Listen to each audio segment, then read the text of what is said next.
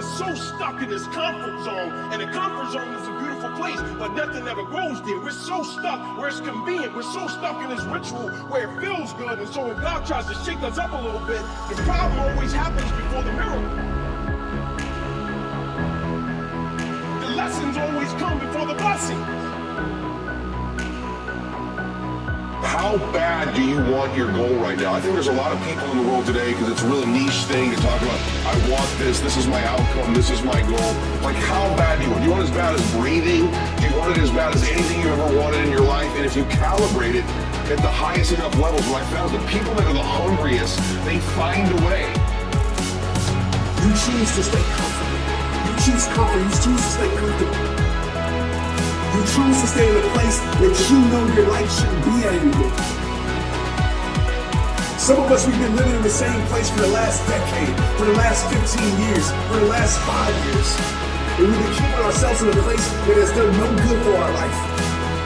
Some of us need to give that fuel to the environments in our life. As you know, what you surround your life around is what you will become. When we go through something, we want to learn some lessons, but it's not always easy to extract lessons from a bad situation.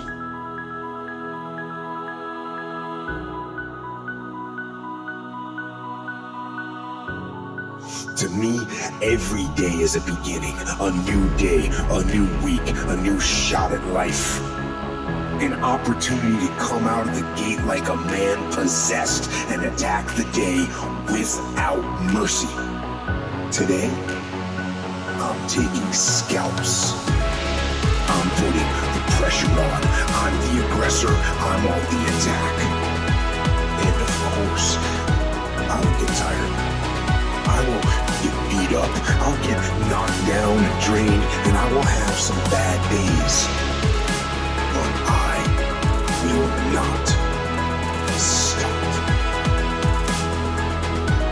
When you know why you want something, when it's desperation, the power of being desperate is something that most people avoid. They think desperation is a weakness. And I'm here to tell you, desperation is one of the most powerful emotions you could possibly possess, because when you're desperate, you find reserves and reservoirs of ideas, talents, and a strength that you don't know you have when you find yourself in a desperate situation.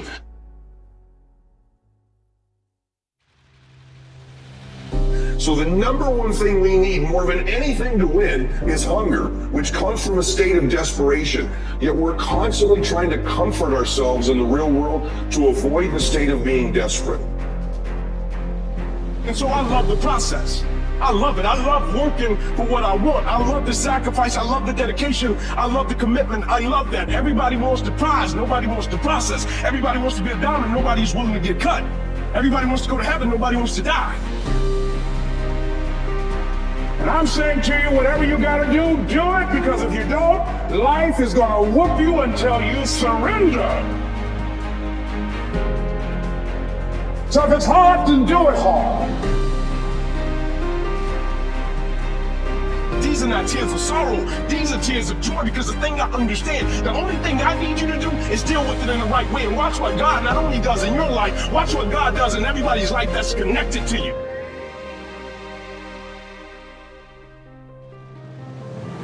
And the thing about every storm has an expiration date.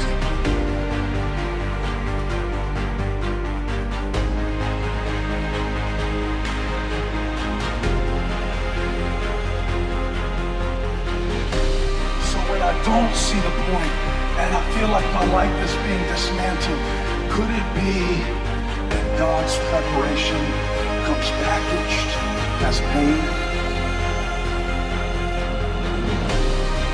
And maybe if you could see it that way, it wouldn't take the pain away, but it would give the pain a purpose.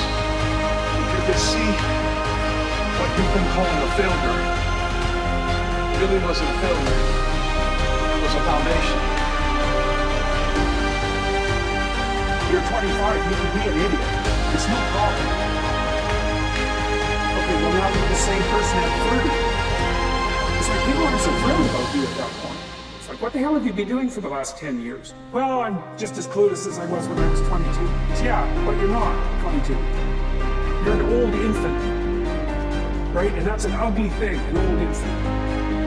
So, part of the reason you choose your damn sacrifice, because the sacrifice is inevitable, but at least you get to choose it. Part of the proper path of development in the last half of life is to rediscover the child that you left behind as you were apprenticing. And so then you get to be something and regain that potential at the same time. Make a decision. Because if you don't decide, then you know, life decides for you. Indecision is still a